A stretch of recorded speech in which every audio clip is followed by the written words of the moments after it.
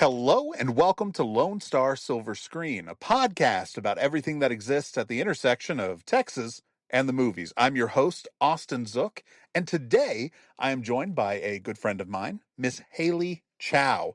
Hayley is the creator behind the popular Instagram account History Undresed. She loves old Hollywood and exploring the fashion of the times. Hayley, welcome to the show. Thank you, Austin. Thank you for having me, and thank you for the beautiful introduction. I love that. Well, thank you for joining me. And the reason I wanted to have you on is I have wanted to have you on for quite some time, but I wanted to find the right topic for us to discuss. And timing worked out really well because the Dallas International Film Festival just wrapped.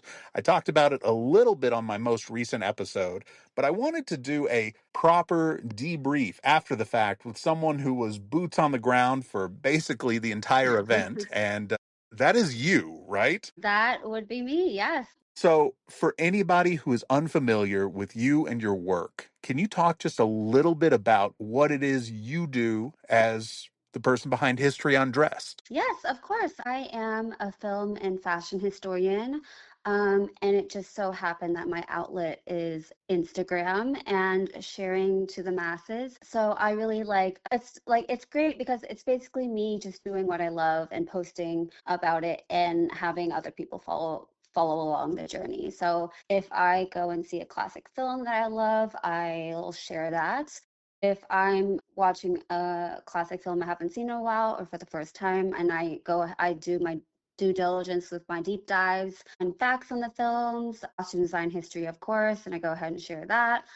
There's really not much to what I do other than just being creative, having fun, and as I've grown, I've been able to collaborate with other like-minded people because naturally the algorithm helps you find your people. So that's pretty much the bulk of what I do. What I do is actually very multi-hyphenate, complicated. See, usually I have my friend Catherine next to me to explain to the person who asks, Hayley, what do you do? And I just look at her and I'm like, can you please just tell them?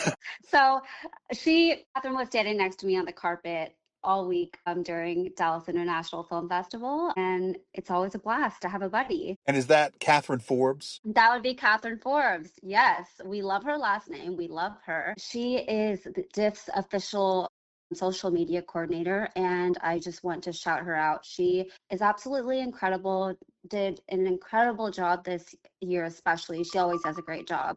But as we've gotten so big, and since social media has changed, social media, when it comes to covering any event, it's no longer like, okay, your turnover time can be like, like 3 to 5 business days. No, the turnover time has to be now. While you're conducting the interview, you're already thinking about your turnover time. So that's the most stressful part about being a press in recent years, other than the no sleep aspect of it all. But yeah, Dallas International Film Festival was phenomenal this year. It was incredible. So we're going to get into the details behind everything that you got to see and do there in just a second. But I did want to ask you, when I started this show, I used to begin every episode with an icebreaker, okay?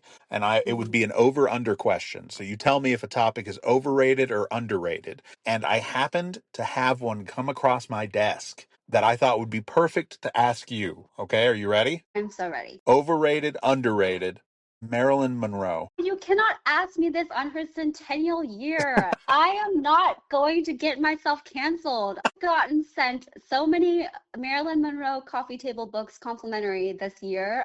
Therefore, the answer is obvious. She's almost Let's overrated because she's so omnipresent. Yes, let's say that. Good job. Good answer. Well, Yes. the reason I this happened was I got an email from the Academy Museum in Los Angeles, and they're about to Yeah. open up their Marilyn Monroe exhibit for, I guess, the centennial.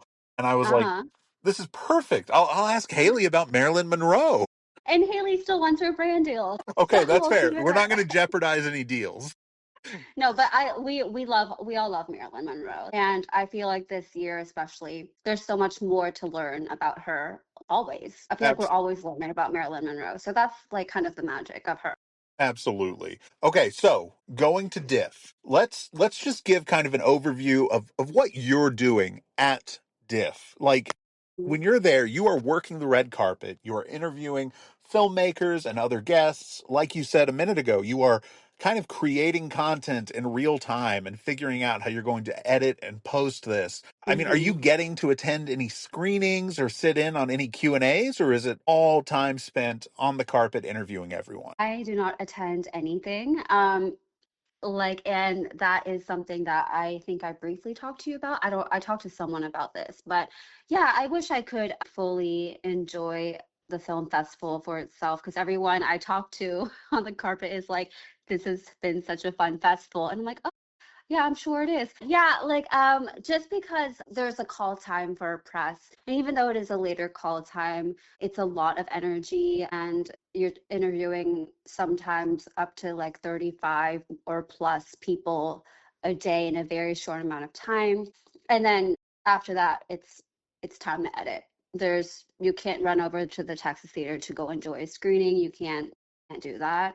I'm lucky enough to have screeners before that, so I get to do all of that and watch all their films before the festival. So yeah, but one of these days, hopefully, I'll be able to attend more. If I feel like if I curated my sleep schedule and my time better, I would be able to attend a few of the Q&A.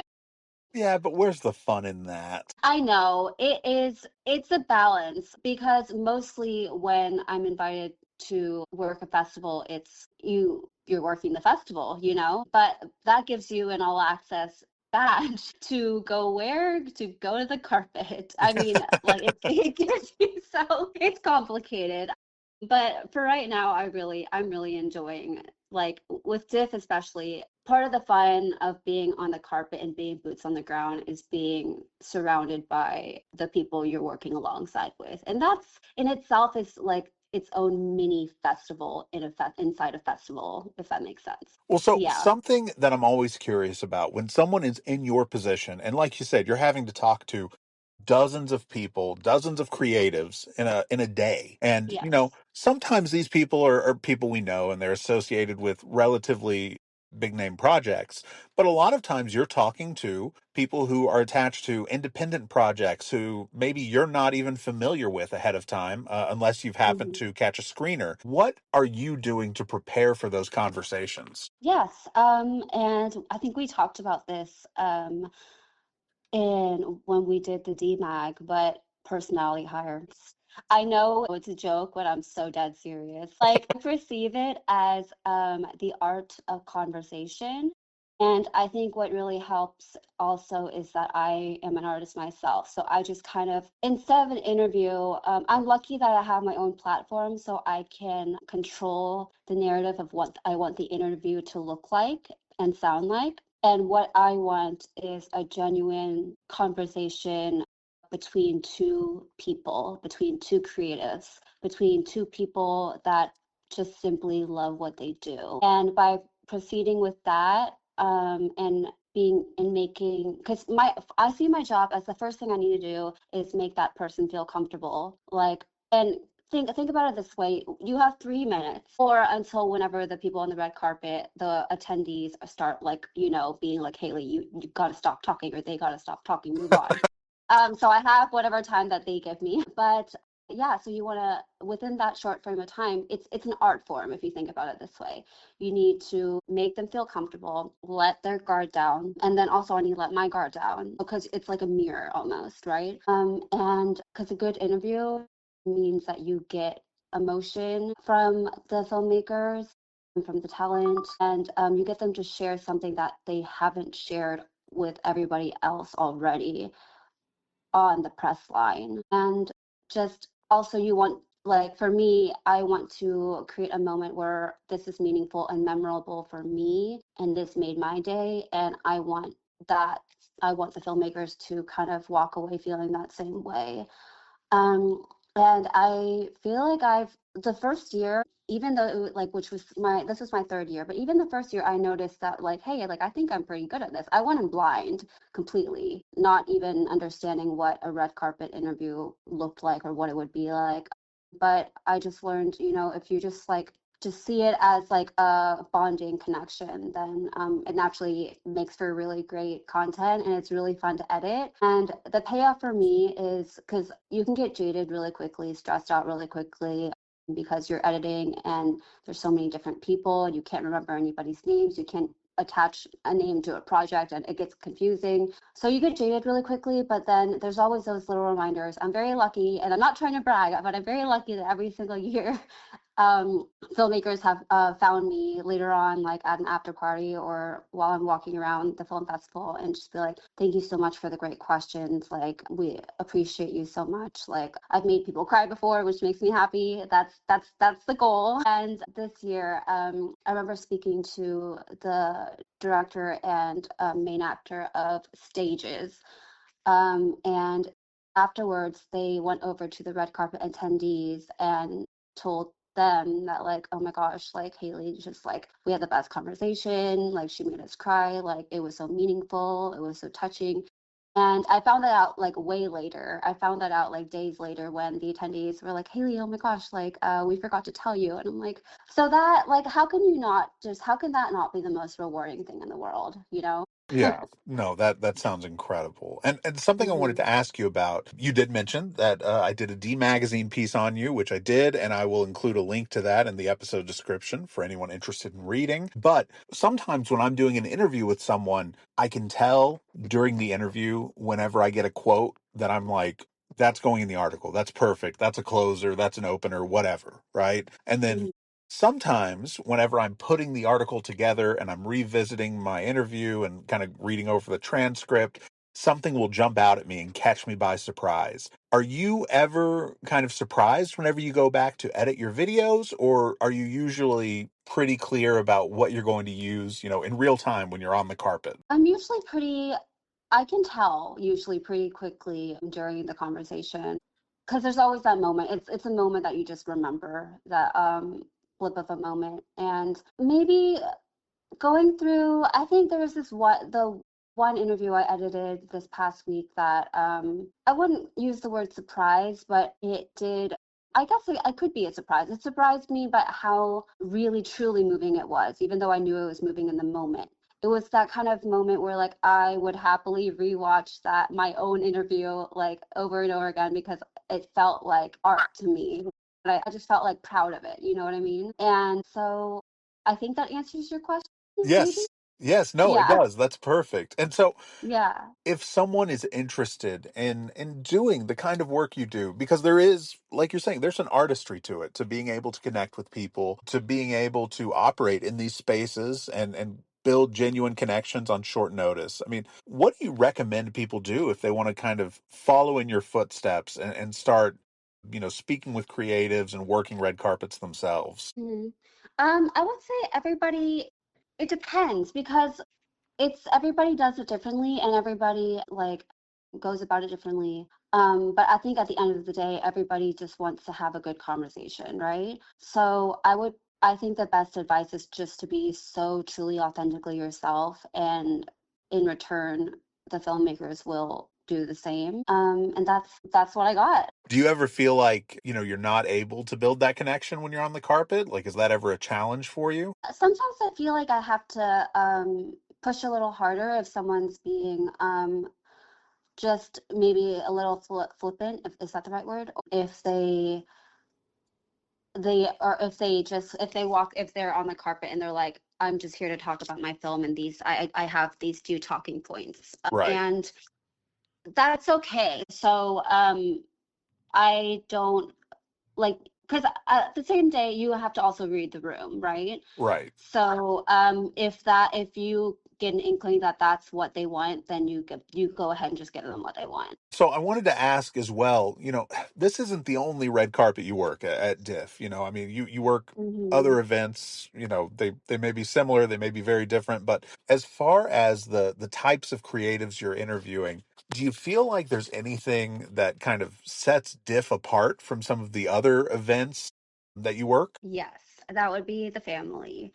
Is since year one, and I especially felt it year two, is everyone on the DIF team works so closely together that you just, it's an immediate bond. You never feel like left out or like in a room full of people. Everyone is there genuinely because they are excited and they love this. And I always like walk away, whether it's big diff or diff shorts, I always walk away just feeling like super emotional because I feel all of my feels that I just got to hang out with my family all week, my chosen family. And yeah, and because for now, since it's my third year in and I work multiple festivals, I know everybody. I know the press, I know, all the programmers, and of course it helps that my best friend happens to be so happens to be the lead of DIFF's official social. So I kind of get like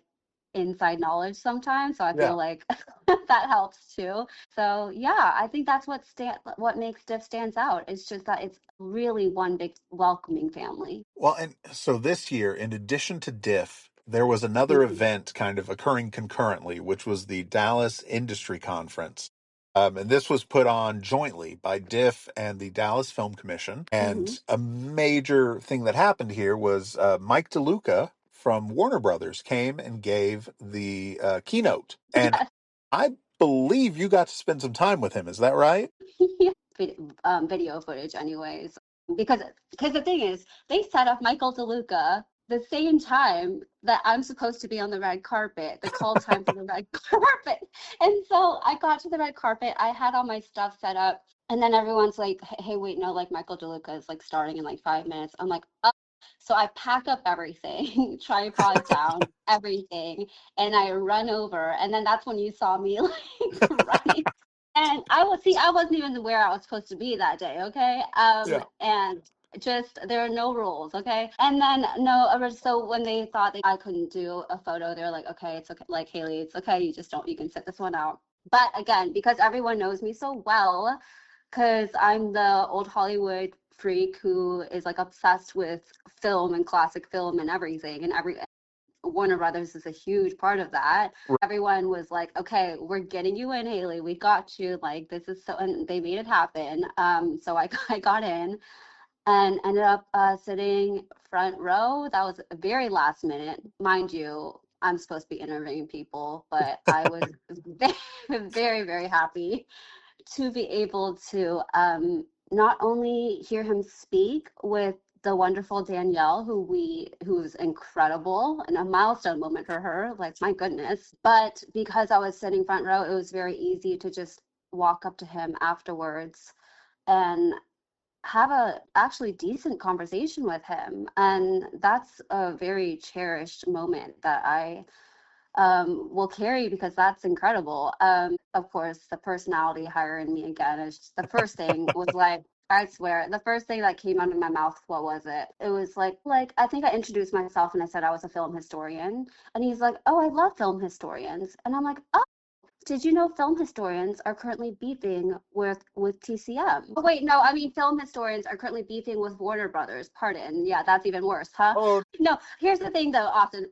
I gauged, here's the thing. This is the art of conversation. So because we had spent a good time listening to him talk right. for a bit, right? So I gauged his silly personality and his wit and banter and his love for Diet Coke. So I was like, all right, I was like, I think I can make fun of this guy. So I went up there and I did. And then, but after I said like, well, aren't film historians beefing with Warner Brothers? And then he's like, we are? And I'm like, well, is TCM going to survive? And because there's this whole discourse. I know there was a big scare several years ago that Warner Brothers was going to swallow and shut down TCM. Right. It was like a whole thing. And then he was like, no, no, no, don't worry. TCM is covered by an umbrella. It's going to be staying. And I was like, so it's also going to be also going to remain on HBO Max? And he was like, yes. And I'm like, okay. And then we took a picture and he's like, can I hold my Diet Coke? And I'm like, yes, you may.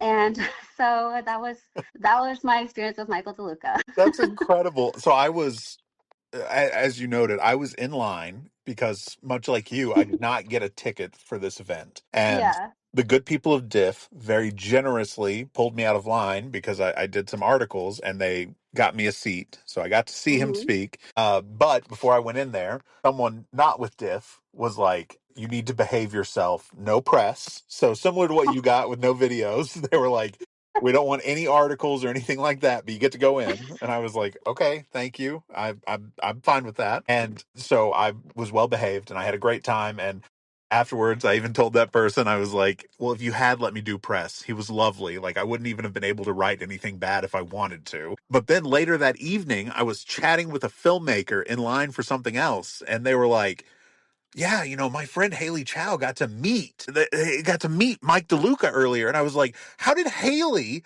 get through? I got told to I got behave. through the same way you got through by the good people at. They really do put on such a wonderful festival and they take such good care of everyone. And I Yeah. mean, like, that was a very special moment, and I'm so appreciative of them for, finding me a seat in that room because I really wanted to be there for the keynote. But even just Yes. like the other screenings that I attended, because unlike you, I do all of my work for Diff before the festival where I'm doing like a preview piece for D Magazine. And then at the actual Right. festival, I'm mostly networking in between screenings, but I actually get to see some movies. But I didn't reserve tickets for most stuff, especially that first day, and they were just so great about like getting everyone in and taking care of everyone, and it was a really special event. I love that group, and I'm so glad that Dallas has that. And I forgot, I read some article yesterday that said like movie, what was it? This is a flop. But it basically it was insinuating that film festivals are like the new like cool thing. Yeah, Like kind of like I think it was in reference to like movie theaters. It's like film festivals are the next thing, the cool thing to go to. And the thing that's most important about a film festival is that it's just easy to enjoy yourself and easy to navigate and easy to get into things, and it doesn't feel like so exclusive and hoity-toity that you're like just confused. And this is like, even though I have not been an attendee at diff, I can tell from everyone I talk to, like, yes, it is very welcoming. It is as what's advertised. Like, here are the movies that are screening in what rooms and when to go, and you're able to go and enjoy yourself. Whereas what some people might not know is that if they don't attend film festivals or if they've never been to one, a lot of the time it's just hard to even get into a screening. right. And like, so they might say, okay, Cinderella, 1950 at this theater at this time. But what they really mean is you have to get in line 3 hours before to wait in line. And even if we run out of chairs by the end, then you can't get in. So yeah, having diff here is very, very special. So, as we wrap up, something I wanted to circle back to was when you were talking to Mr. DeLuca, you mentioned TCM to him. Yes. That's Turner Classic Movies for anyone who is unfamiliar. And I can't imagine you're listening to this podcast if you aren't familiar. But how important were resources like that to you as a budding cinephile whenever you were just kind of exploring the world of old Hollywood that now is so important to you? It was beyond important. So I actually had cable up until like last year. I missed cable, but I had it, and I would record when I was first starting out. I would record every single movie that they were screening of every single day. And if I didn't do that, then I would comb through and I would read all the little short descriptions of each film, and I would record the ones that I was really interested in. And that was very important as a budding cinephile and diving into the world of old Hollywood. And the last place where I lived, the power would go out every so often. So the worst days were always the days where the power went out because that means everything from my TiVo got erased. No. That would make me so mad. I remember one time I had collected, so I had, saved all of this from cable on Turner Fox movies, and I had like Gone with the Wind on there. I had all like a list of like all of these like film noirs I was so excited to watch or ready to rewatch had at my hands. It was like my own personal like curated like Netflix might as well been, right? It was like hours and hours and hours of movies. And it was always the worst when the power would go out. I'm like, I have to start again. Yes. So safe to say, yes, TCM is very important to me. So if someone is not ingrained in the world of classic film yet, I'm going to ask you to be the spokesperson for movies released before 1990 for a second. What are they missing out on by not diving into that part of Hollywood? I think they're missing out on everything, to be completely honest. I spend almost every single day of my life living in 1950, and other, like my friends or people around me, ask me if I've seen a movie, a box office movie, and I'm like, no, like I'm literally in 1950. Or if they're talking about, yeah, or if they're talking about, like anything like 90s or 2000s, and I'm so out of the loop. So, but I think studying the classics is so important because, and Jane Fonda said this, to she said this in an interview with Ben Mankiewicz at one point when talking about Ted Turner. May he rest in peace. Ted Turner passed away today, on the day we're recording this podcast. Yes. Founder of Turner Classic Movies. Watching classic films is like studying history. It's just so a lot of people aren't familiar with, like, for instance, pre-code films.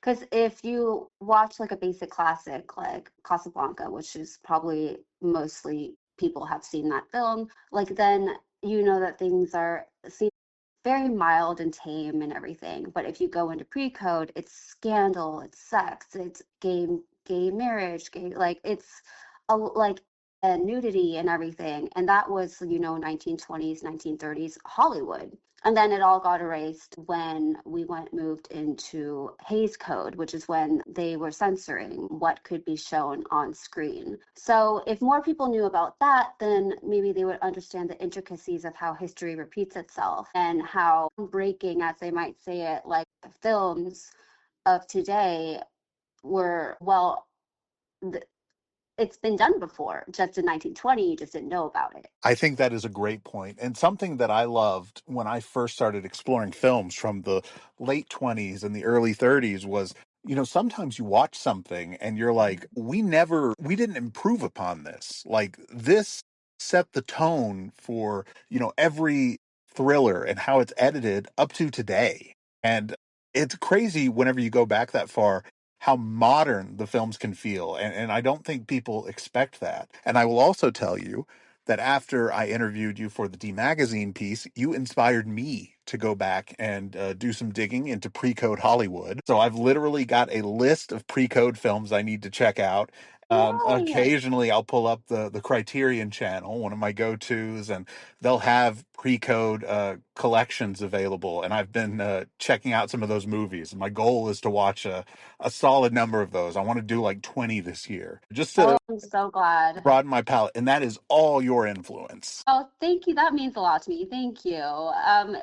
Was it surprising when you watched your first pre-code? I was shocked, honestly, because like the ones that I had seen up to this point, I had seen some films from that time, but they were the like the classics, right? Like the ones that everyone cites, like, Passion of Joan of Arc or whatever, and some Mhm. of those movies. This was my first time going back and watching one that isn't totemic, and it was Mhm. like, this is just like a movie that has survived from this time. And like you were saying, it is kind of crazy to go back that far and see them, having kind of frank discussions about sex and being very open about these topics that for the next 30, 35 years, Hollywood wouldn't touch with a 9-foot pole. Mm-hmm. Yeah. Well, first of all, thank you. That's such a huge compliment. And I also need to shout out my other friend, Samantha, who I met 10 years ago over the internet. And she is, because my era at that time was like 40s and 50s, and she was always 20s and 30s. So she actually indoctrinated me into pre-code, and that's what I love about having cinephile friends, is that you get to kind of introduce each other to movies, which is kind of like the art of the film festival as well. Absolutely. Okay, Hayley, I end every episode of this show by asking my guest a very simple question. This is all about Texas and the movies. So, to send us home, before we do plugs, what is something you love about Texas? I love how Texas surprises me. I think growing up in West Plano was very sterilized culturally in a sense. And at that time, when I'm not leaving the suburbs, I just felt like my world was so small. I was like, oh, there's nothing here. There's no culture. There's no history. I need to go to New York and all of that. And then but again, I think I've said this before, like history is something that you have to seek out, just as like things to do in Texas you have to seek out, like the things that you want to do. So as I moved into historian territory is when the whole goal of the historian is to do the research. So I'm constantly finding new historic places, historic theater, like places that house old Hollywood clothing and in Texas. And so I love how I'm constantly surprised because there is a stigma of Texas, right? From people that aren't from here. And so I love how I'm constantly surprised by Texas, and I love how Texas is constantly surprising other people. I love that. That's a great answer. Okay, ma'am. If anyone has listened to this and they want to follow you on your journey and just keep up with your artistry and everything that you were putting out into the entertainment sphere, where can they go? Yes. Well, my Instagram page is History Undressed, spelled just like it sounds. And I am also a poet, and I have a new book out called Paris Never Hurt Me. It's a pretty easy title to remember. Um, and it is available on Amazon, but if you are boycotting Amazon, it is available on Barnes& and Noble online. And my name is spelled after I'm named after Hayley Mills, so my name is spelled with a Y. And it is a great book of poetry. I picked up a copy and I have really enjoyed that. So I highly recommend it to anyone who is listening right now. Give it a shot, check it out, and I think you'll have a pretty good time. Thank you so much. I appreciate that. Of course. Now, Hayley, I want to thank you again so much for taking the time to join me on the podcast. You have been phenomenal. Is there anything else that we need to say as we close this out? Anything else that you didn't feel like you got to address that was on your mind? I just want to say like just how thankful I am to be here, to be just doing what I'm doing. It's the kind of thing that you can't predict. It's the kind of thing you can't put on your vision board because it's just something, an opportunity that finds you. So I'm just very thankful, and I'm thankful for everybody I know and everyone I've met and everyone I continue to meet, just like you, Austin. Oh, well, thank you so much. All right. Well, I appreciate it, and I'll have you back on soon. Great. Well, thank you so much for this. This was really, really fun. I appreciate it.